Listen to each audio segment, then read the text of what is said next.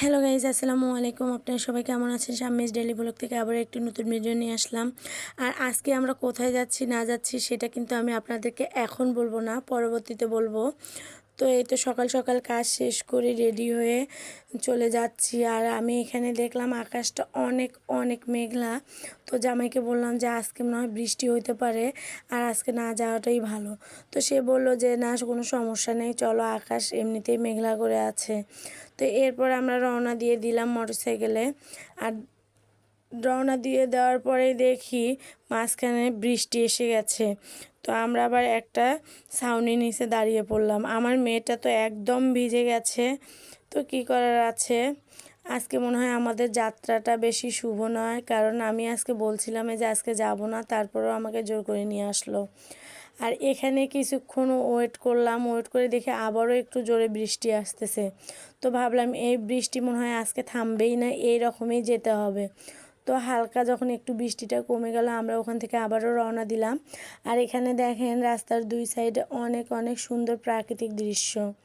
আমার কিন্তু বরাবর এই প্রাকৃতিক দৃশ্যগুলো দেখতে ভালো লাগে, কারণ আমরা গ্রামের মানুষ, গ্রামে বসবাস করি, আমরা সব সময় এই প্রকৃতির পরিবেশেই থাকি। আর আপনারা যারা শহরে থাকেন তারা কিন্তু এগুলো উপভোগ করতে পারেন না। তো যখন শহর থেকে গ্রামে আসবেন অবশ্যই অবশ্যই উপভোগ করবেন। আর এই তো আমরা আবারও চলে আসলাম হাইওয়ে রোডে। আর এখানে দেখেন রোডের কাজ এখনও চলতেছে, কমপ্লিট হয়নি। এই ব্রিজের নিচে আবার অনেকেই অনেক কিছু করে খায়। তো অনেক উপকারী হয়েছে এরকম একটা করে ব্রিজ হয়ে। তারপরে এখন আমরা যাচ্ছি হাইওয়েতে। আর হাইওয়ে রোডে কিন্তু যাইতে আসলে ভালোই লাগতেছে, কারণ এর আগে তো রোডগুলো এরকম ছিল না, এখন 4 লেন হয়েছে। তো এখন কিন্তু আগের তুলনায় অ্যাক্সিডেন্টটাও অনেক কমে গেছে। আমার কিন্তু অনেক ভালো লাগে এই মোটরসাইকেলে জার্নি করতে। আর আমার হাজব্যান্ড কিন্তু আমাকে সব সময়ই সেফে নিয়ে যায়। আর যদি বাচ্চাও সঙ্গে থাকে, সে তো একদম নর্মালভাবে ড্রাইভ করে। অনেকেই আছে আবার কিন্তু স্পিডে যায়, আর সে আবার আমাদেরকে স্পিডে কখনোই নিয়ে যায় না।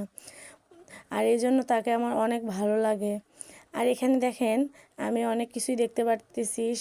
এখানে সবজিও চাষ করছে অনেকে, আবার গাছ গাছছে। তো এখানে কিন্তু সবজিগুলো হচ্ছে একটু লাল শাক, আবার হচ্ছে পুঁই শাক, তো লাইয়ের চারা লাগাইছে। তো সব দিক থেকেই কিন্তু উপকার হয়েছে। আর কিন্তু আমরা এই যে এসে পৌঁছে গেছি। আর এখানে এসে দেখে আমাদের জন্য একটু শিং মাছ দিয়ে, বিভিন্ন শাক দিয়ে আর কাঁঠালের বিচি দিয়ে রান্না করছে, আর ভুড়ি ভাজি করছে। কতই আর মাংস খাই, তো আমার জন্য এগুলো অনেক ভালো হয়েছে। আবার আমার মেয়ে দেখতেছি এখানে আম খাইতেও বসছে। আর এখানকার প্রাকৃতিক দৃশ্যগুলো আসলে অনেক ভালো লাগতেছে। তো সব মিলিয়ে আজকে আমাদের যাত্রাটা একটু অশোভনীয় হয়েছে, তারপরও মেনে নিয়ে চলে আসছি। তো গাইজ, আজ এ পর্যন্তই। আপনারা সবাই ভালো থাকবেন এবং আমাকে বেশি বেশি করে সাপোর্ট করবেন। আল্লাহ হাফেজ।